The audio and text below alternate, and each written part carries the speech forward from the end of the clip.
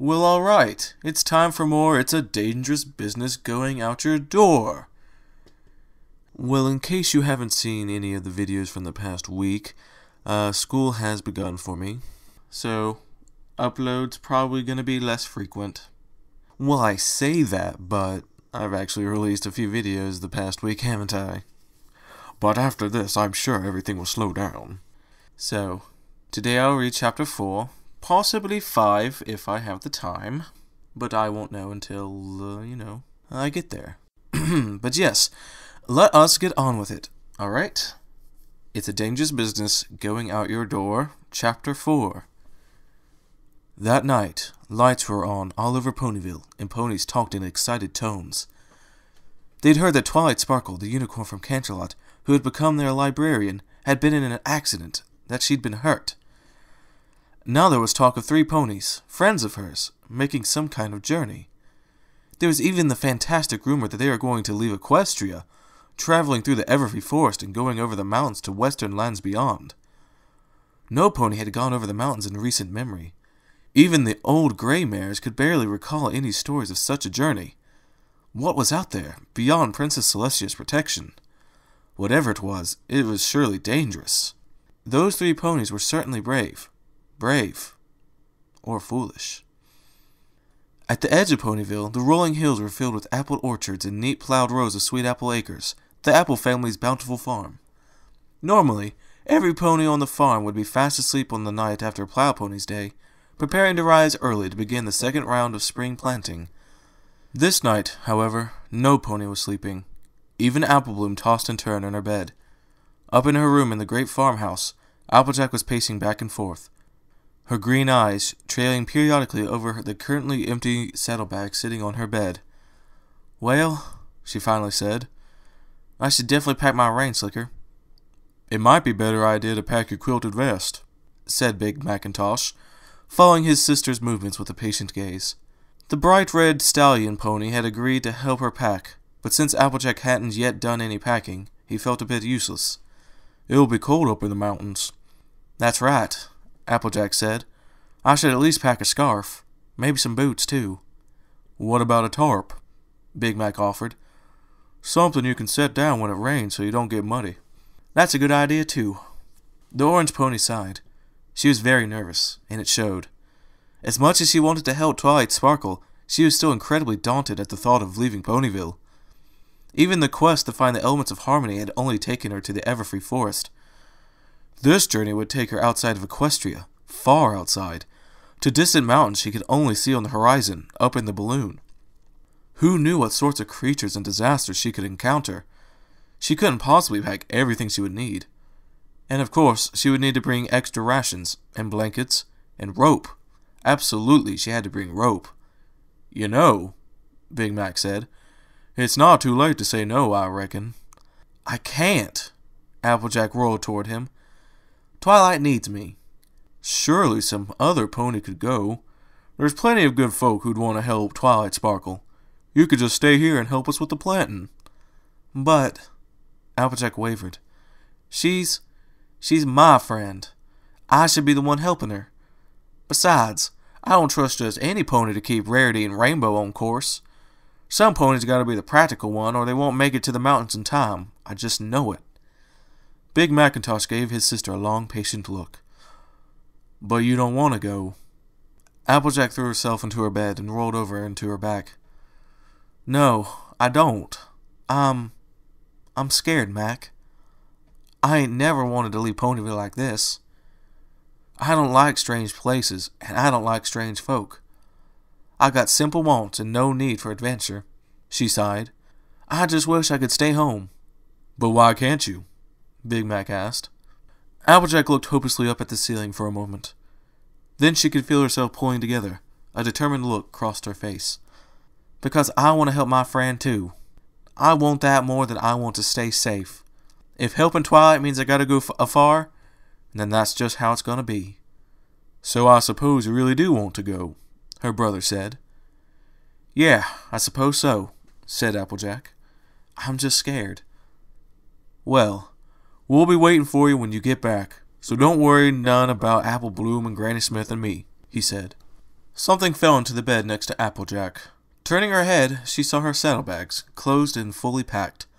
Rolling over and sitting up, she looked over at Big Macintosh. He gave her a very slow smile. I reckon you'll want to double-check those. There may be some things you want I didn't think of. And I'll left some room for victuals. Applejack laughed. I reckon I won't get anywhere without you, Mac.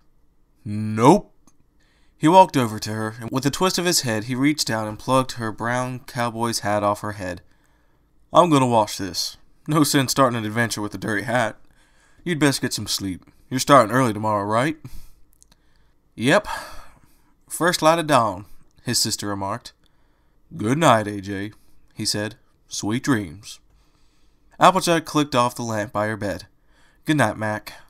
He left her room, and she began to turn down the covers of her bed. High above Ponyville, a veritable mansion floated in the night sky. It was made of fluffy white clouds, and it glistened silver in the pale light of the moon. Rivers of rainbow sprang off a fountain at one side, running down and off into space. Within the corridors of the cloud house, on the second floor of the western wing, Rainbow Dash tossed and turned in her bed. She wrapped herself in her cloud blankets and turned her cloud pillows over and over again. The rainbow-maned Pegasus had no need to pack. It was part of the magic of her kind that she could tolerate a broad range of temperatures, from hot to freezing cold, so she had no need of clothes, and she could eat just about any leaf and grass without bother, so she had no need of provisions. She should really have been able to go right to sleep. This was particularly the case because Rainbow Dash was not a pony given to much self-doubt. And, indeed, it was not self-doubt that was keeping her awake at present. What had her tossing and turning was doubt of the others, that is, her traveling companions for the morrow. It was bad enough when Applejack wanted to come, she thought. Now Rarity's coming. That prissy filly has probably never run in her life. Dash didn't like waiting, and she didn't like depending on others, except for rare moments. She was always confident that if everything was left in her hooves, it would get done. She could save the day. She could win the race. She could clear the sky in 10 seconds flat, and she didn't need any pony else. Her friends were important to her, but she didn't need them to do her job for her. I should have just gotten some other Pegasuses and gone. We'd be done in 2 days. Then other images came to her mind in answer. She could picture Twilight thanking all of her friends. She could see Fluttershy agreeing to take care of the stricken lavender unicorn. She could see Pinkie Pie trying to cheer poor Twilight up.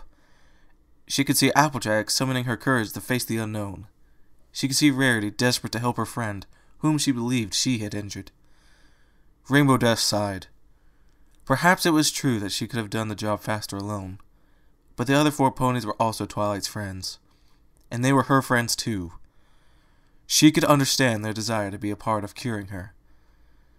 She hated feeling useless, and knew others did as well.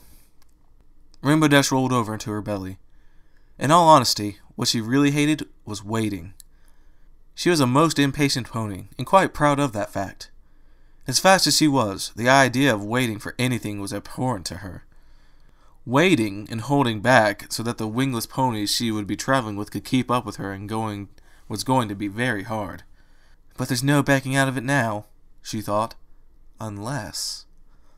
Dash threw off the cloud covers, flapping her wings to hover. She drifted slowly to the window of her bedroom and threw up the cloud curtain.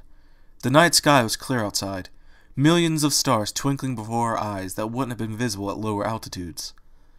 The moon was half full tonight, shining like a great silver bowl hung in the sky. From this altitude, Dash could see past the Drakenridge Mountains, but not all the way to the Archback Mountains. There wasn't enough light, but she knew they were out there.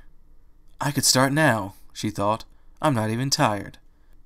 It was as she had said from the beginning. At top speed, she could make it to the Archback Mountains in 1 full day, even if she needed a rest when she got there. Even without Spike's stupid teleporting fire, she could still be back in Ponyville with the Benevolent in 3 days' time. Twilight would be cured, her friends would be safe, and there would be no waiting. All she had to do was fly, the thing she was best at in the world. She tensed her body, her wings twitching. Her blood began to pump. It's dangerous! She could actually hear Applejack's voice in her head. She snorted. Since when did danger bother her? You have no idea what you're looking for. Now Twilight was chastising her. She didn't mind, though. She was usually lucky. Okay, she was lucky some of the time. Most of the time. She'd fill it out. But I wanted to help, Rarity said gently in her head. Rainbow Dash lowered her wings. Darn it, she thought. I can't just do that to the others. They would think that she had abandoned them while they needed her the most. And even if she came back with the benevolent, they might not forgive her so easily. Dash didn't like her friends to be angry at her, and even she had noticed how much Rarity had been bothered by Twilight's predicament. Dash had made enough mistakes in her life to know how powerful the urge to set things right could be, and how awful it was for that urge to be denied. So, for Rarity's sake, she'd have to let the white unicorn come. And if she let Rarity come, with her slow, graceful gallop, there's no way she could justify leaving Applejack behind when the orange earth pony was a faster runner.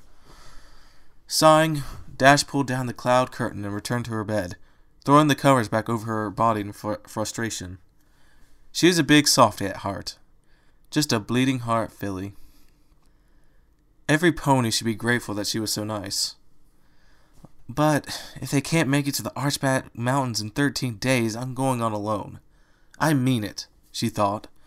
In fact, I'm not even going to wait 13 days. I'll just wait 12, or maybe 10, or maybe... Her thoughts blurred into nothingness as tiredness finally came over her. Her rose-colored eyes were hidden by the sky-blue eyelids, and the Pegasus drifted off to sleep. Below in Ponyville proper, the lights were on above the Carousel Boutique. In the bedroom of the second floor of the beautiful Rococo establishment, item after item of clothing floated through the air, held aloft by the telekinetic magic that all unicorns possessed. Rarity was having a difficult time packing, as she knew she would. She actually left the Plow Ponies Day Festival early to get started, but now late into the night her white velvet saddlebags were still only half full.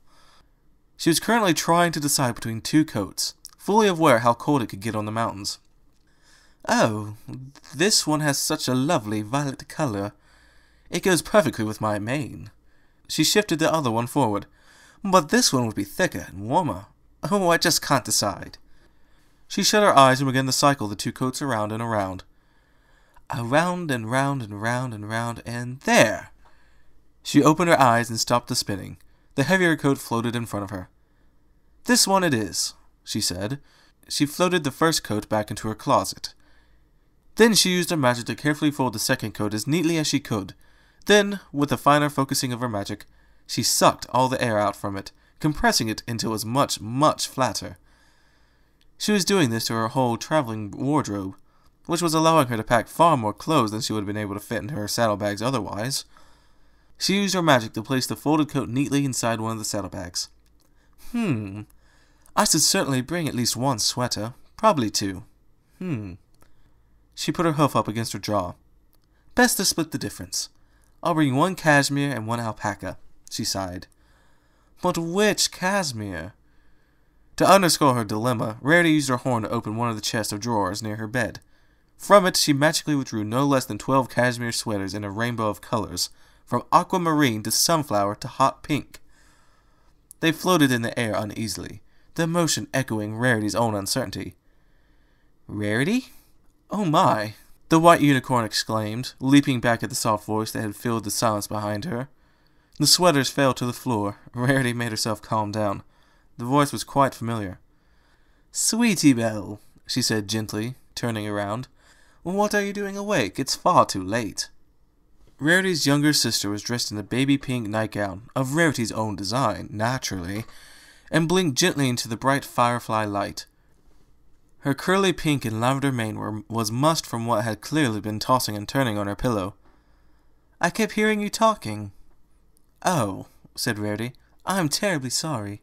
I'm just having trouble packing. You know me, dearest, I have so much to choose from, and I absolutely hate to choose. But I am sorry for waking you, Sweetie Belle. I'll try to be more quiet. Please, go back to bed. Sweetie Belle remained where she stood. Are you going to be able to help Miss Twilight Sparkle? Rarity felt her heart crack a little. I believe so. Miss Sakura seems certain that the flower we'll be looking for can cure her in an instant.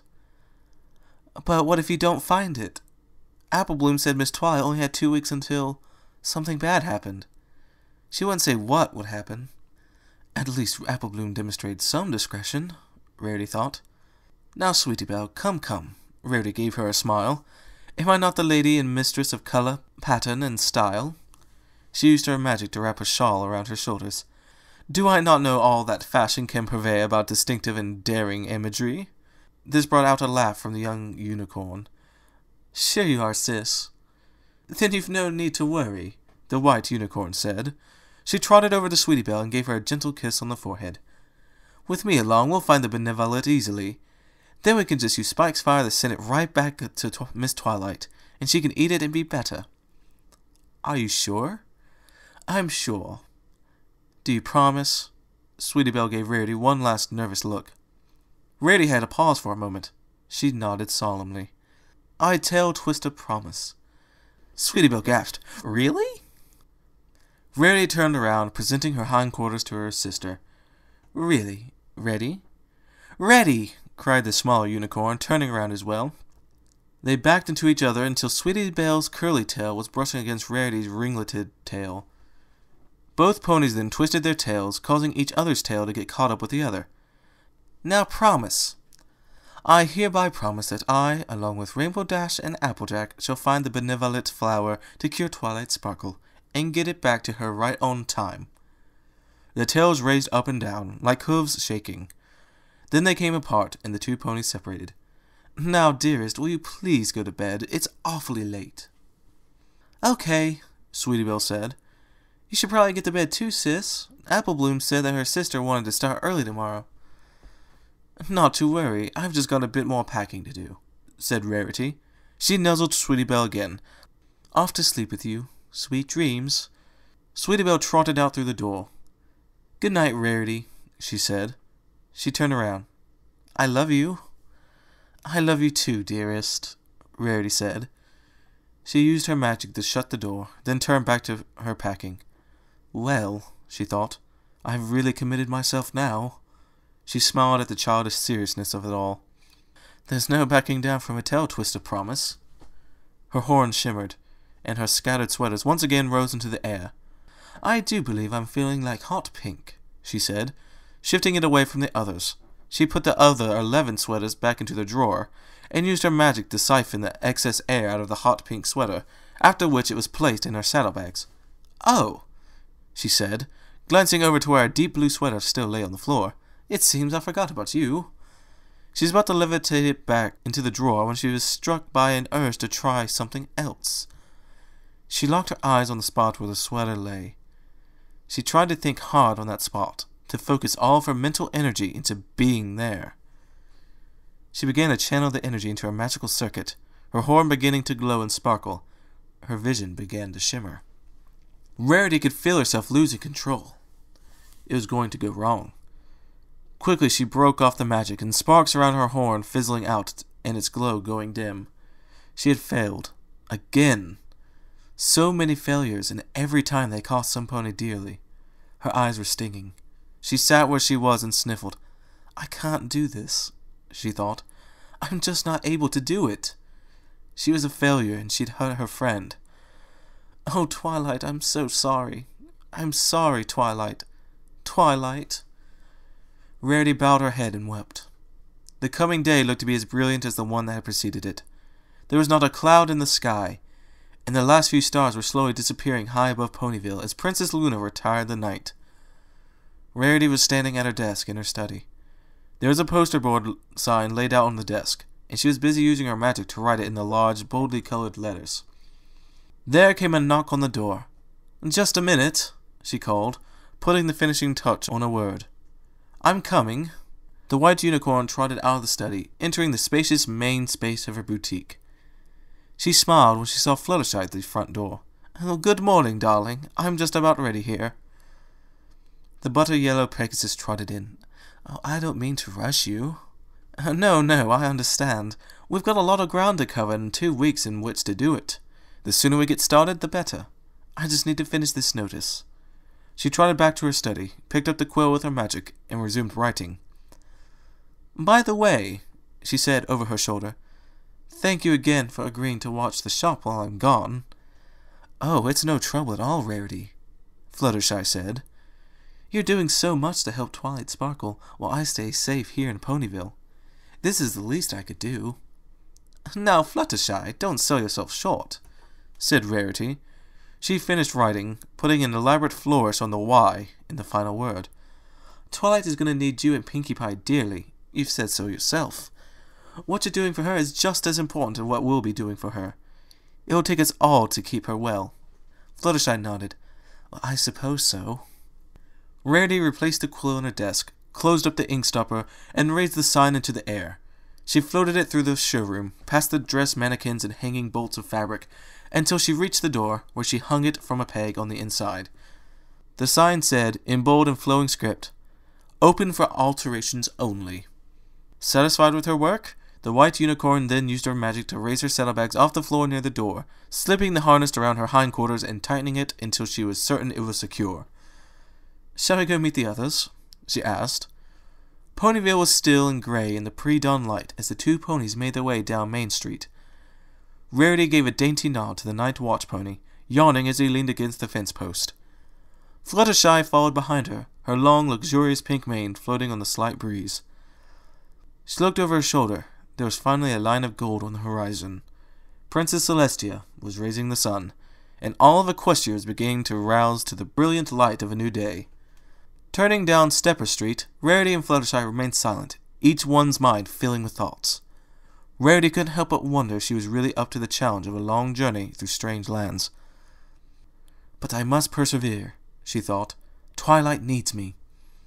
They both spied on the very unicorn as they made their way into the edge of Ponyville. She was waiting, along with Pinkie Pie, Rainbow Dash, and Applejack. Big Macintosh was there as well, and even Apple Bloom had appeared, the little yellow pony yawning hugely despite her excited eyes.